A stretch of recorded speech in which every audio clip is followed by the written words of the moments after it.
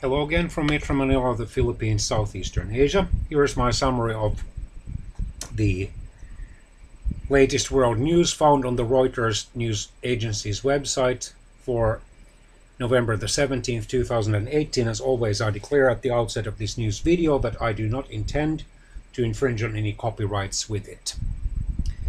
CIA believes Saudi Crown Prince ordered journalists' killing according to sources.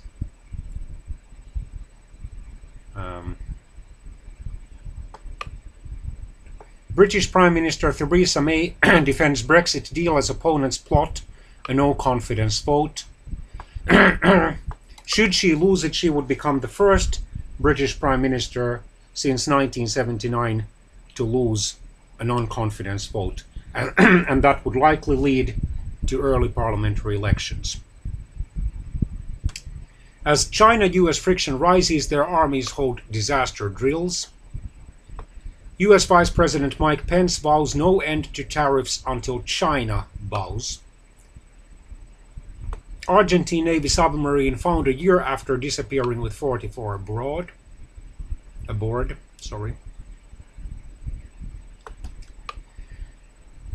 The German Federal Chancellor Angela Merkel's protégé eyes female quota for lawmakers, takes aim at dual citizenship.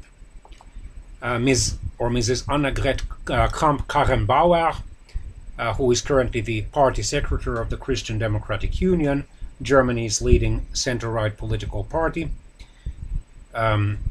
leading polls to succeed Angela Merkel as head of Germany's Christian Democrats, said she would consider legislation to ensure better representation of women in parliament unless her party changed its approach, probably because it still has that socially conservative wing. Largely men, although there are some conservative-minded women, I assume, in that camp as well. Migrants in Tijuana on the US-Mexican border feel squeezed from both sides of US border.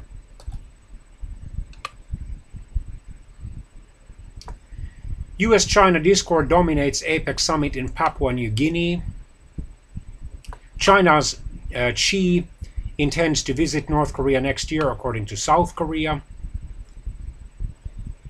Ex-Trump strategist Bannon says to work with Hungary Prime Minister Orban, according to media.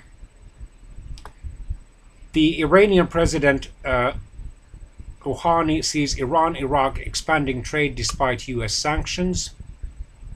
Trump to discuss Khashoggi murder with Secretary of State Pompeo and CIA. French protesters block roads over higher fuel taxes, and one person has died in an accident. Khashoggi family receives condolences after Riyadh proffers murder culprits. Junior partner says to stay in the Bulgarian coalition government after resignation. China reports new outbreaks of African swine fever in Jiangxi, Yunnan and Sichuan and Shanghai. Thailand raises shipwreck that killed 47 tourists and hopes to restore confidence. US joins Australian plan to develop new Pacific naval base. US Vice President Mike Pence met Taiwan's APEC envoy. Mexico's President-elect López Obrador to hold new public consultation on policy platform. US President Donald Trump says not considering extraditing an enemy of the authoritarian Turkish President Recep Tayyip Erdogan. Homeless man who helped thwart Australia attack charged with burglary and theft. Russia warns against protectionism at APEC summit through its Prime Minister and former President Dmitry Medvedev. Australian Prime Minister urges global leaders to reject protectionism and to embrace free trade. Saudi ambassador denies telling Khashoggi to go to Turkey. Turkish police arrest 13 in probe of human rights activists over 2013 protests. A vote reversed. What is the path back from Brexit? Colombian coroner says Odebrecht Whistleblower died of heart attack. Russia's ambassador to Finland, Mr. Pavel Kuznetsov, has been summoned to a meeting on Monday, November the 19th, 2018, with the Finnish State Secretary Matti Antonen, or Mr. Matti Antonen, over the disruption of Finland's global positioning system, or GPS signal, during the recent NATO war games, or war exercises. North Korea tests new tactical weapon and releases US prisoner.